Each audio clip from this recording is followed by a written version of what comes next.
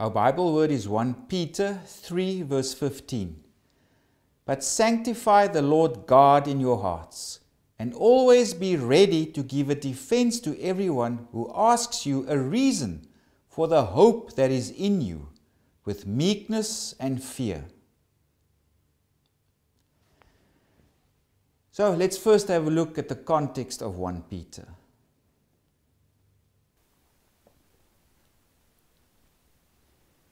So 1 Peter, the epistle of 1 Peter. At the beginning we can read there, it says in verses 1, Peter, an apostle of Jesus Christ. So by the early church it was accepted that this was an epistle from the apostle Peter. And scholars today, some question that this was written by the apostle Peter because one reason is that the Greek is too good. And a Galilean fisherman could not have written such good Greek. But that's not necessarily a good argument because Greek was widespread in ancient Palestine. It was the international language of the time, so to speak. And also, even if Peter couldn't write, because most people couldn't write back then, he could have also written this with the help of a scribe, or what is also known as an amanuensis. If we go to chapter 5, verses 12, it says, the author says here, by Silvanus, our faithful brother, as I consider him, I've written to you briefly. So, yeah, some scholars say it refers to Silvanus here being the scribe who writes the letter on behalf of Peter, or it could also be the letter carrier, in other words, the one who carried the letter to the various congregations.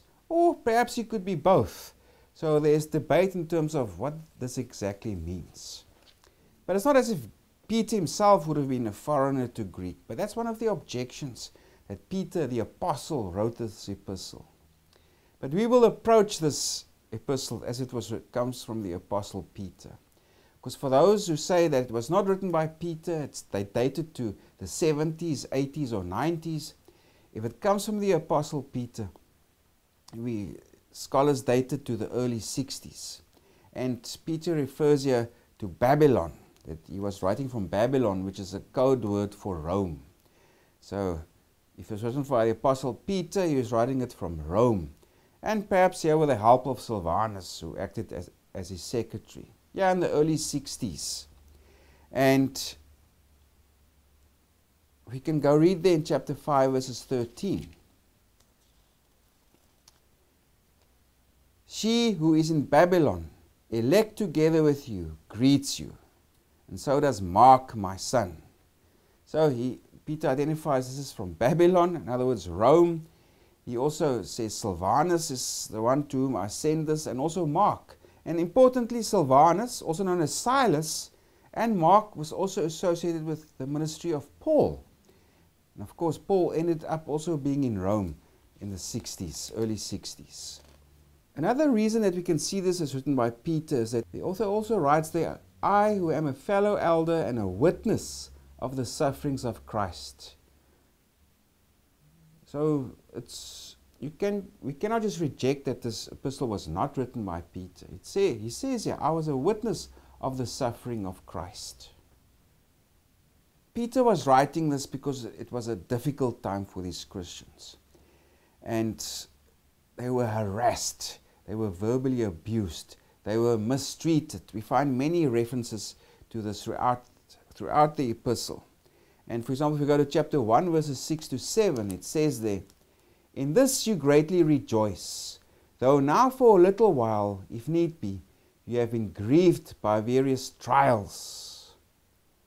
Also in other places it mentions these trials. It's not as if the Christians were put to death. There's no reference to Christians being put to death here.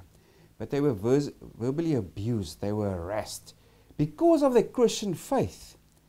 Because they were immersed in this Gentile, in this pagan surroundings. We'll come to that now. Because Apostle Peter writes here to Gentiles. And if we go to chapter 4, verses 3 to 4. Peter writes there, for we have spent enough of our past lifetime in doing the will of the Gentiles, when you walked in lewdness, lusts, drunkenness, revelries, drinking parties, and abominable idolatries. In regard to these, they think it strange that you do not run with them in the same flood of dissipation, speaking evil of you. So these Christians, they've now converted to Christianity. And of course, that means you live an ethical life. And now they're different. They are strange compared to what's the norm in their surroundings. And that's why they're being harassed and victimized and spoken ill of, etc.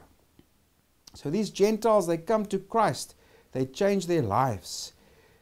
And of course, Peter also writes to them, before you lived in ignorance. He says this in chapter 1, verses 14. Ignorant of God, of what is good, of what is true.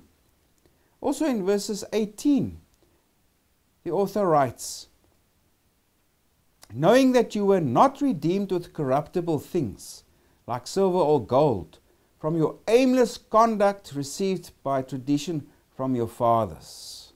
So he has a reference to really the sinful, meaningless existence of Gentiles, the way they lived. But now they've been redeemed from that. They've come to know Christ. So they are suffering from locals because they've withdrawn from the culture of their context. Because they are Christians, they have now received strength to disassociate themselves from immoral behavior, from the culture of their context. And because of that, they are treated badly. People are speaking ill of them, and they are being verbally abused, etc. And Peter also refers to them as sojourners or pilgrims.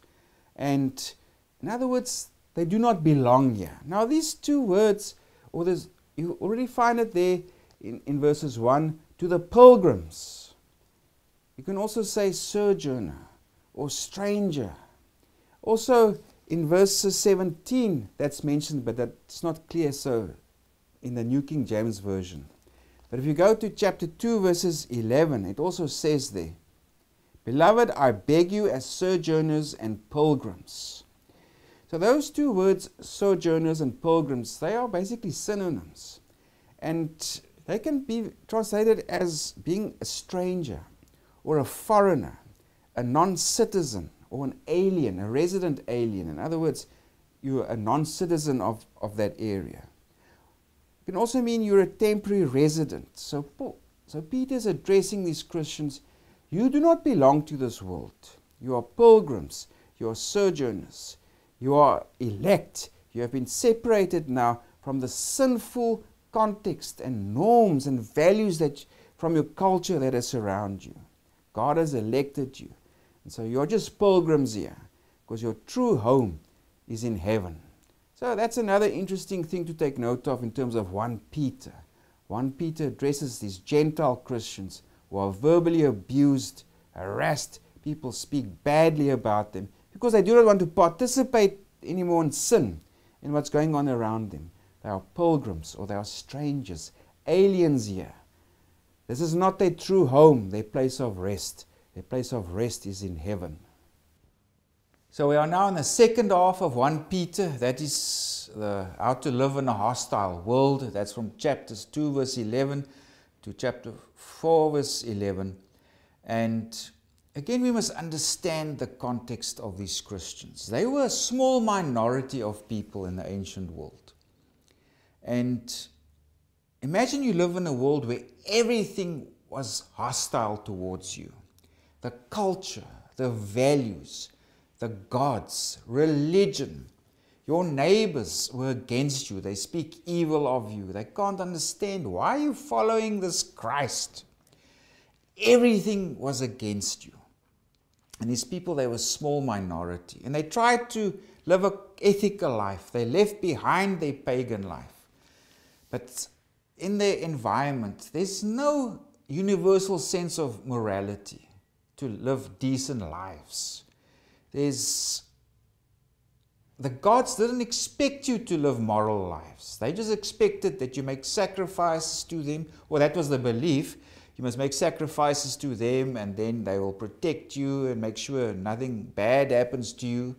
There was no culture of human rights, of that all people have worth and dignity.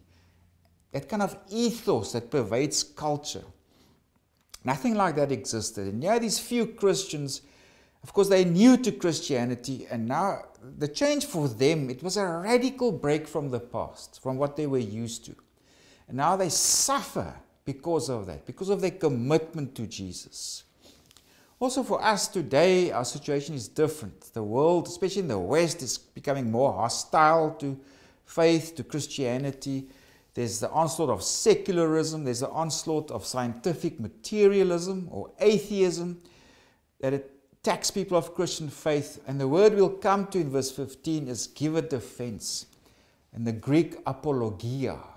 And this is also where the word apologetics comes from. And today in Christianity, apologetics is a burgeoning field. It's to defend your Christian faith and explain the reason why Christianity is true and why we are still Christians. But of course, making it personal for us, we also need to be competent defenders of the faith. We cannot just come to church and not grow in understanding. We ourselves are called upon. You must give a defense of why you believe in Jesus. In other words, give this apologia. Give a defense. You must be able to explain your commitment to Jesus. And if we now look at our immediate pericope, that's from chapter 3, verses 13 to 17. That is suffering for the sake of good.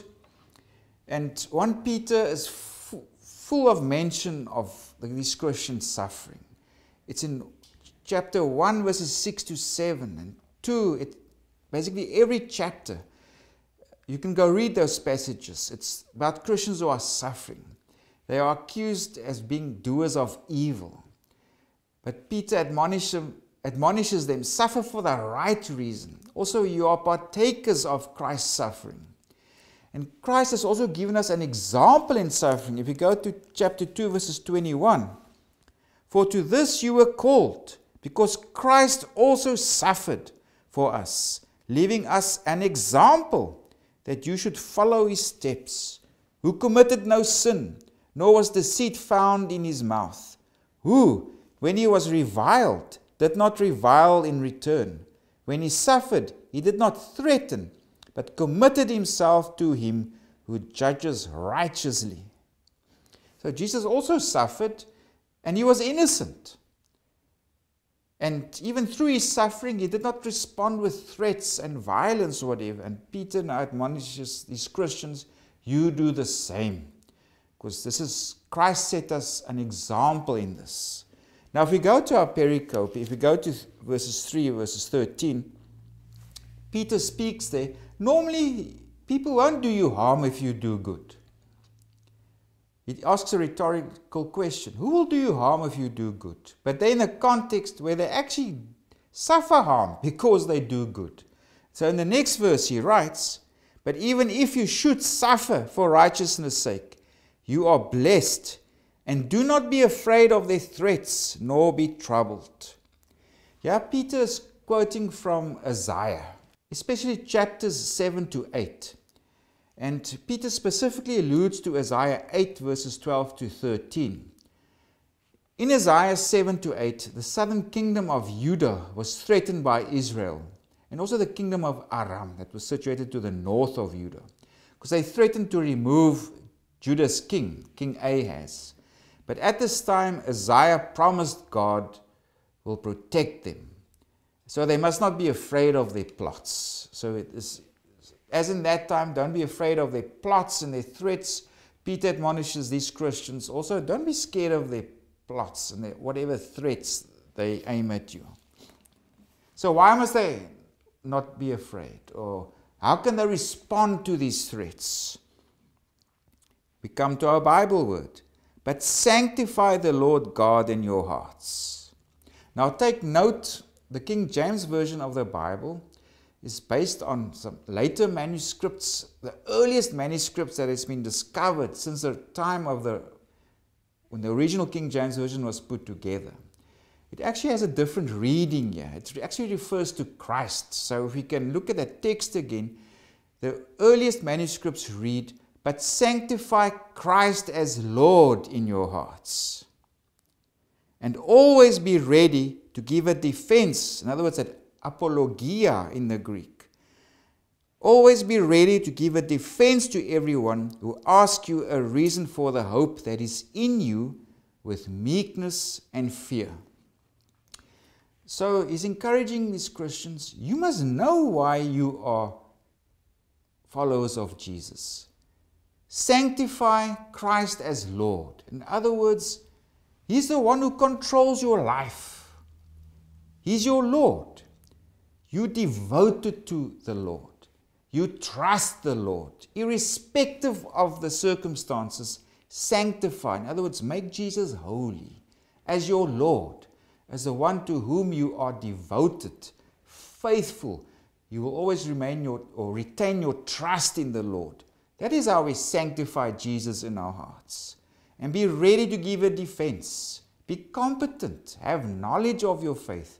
Why do you have this faith and commitment to Jesus? But also, don't be arrogant about it. As it says, do it with meekness and fear. Also, the next verse says, you must do this with a clear conscience. You cannot do wrong and evil and give defense on behalf of Jesus. What's the point? Also, then, if you suffer, you suffer for the wrong reason. Speak about Jesus, defend your faith about Jesus, but with a clear conscience. As he says in verse 17, for it is better, if it is the will of God, to suffer for doing good than for doing evil. And then Peter then also follows this by explaining Jesus himself suffered for the sake of good. He was our example in how to suffer. And after our immediate pericope, Peter explains, like we must suffer for good, Jesus also suffered for good, the just for the unjust. Through that we obtain the forgiveness of sins. So Peter admonished them here, become good apologists. In other words, become people who can defend your Christian faith. No matter who attacks you, you have knowledge, you have understanding, you are capable to defend your faith and your trust towards Jesus. Because that word defend comes from the Greek word apologia. So become good apologists for your Christian faith.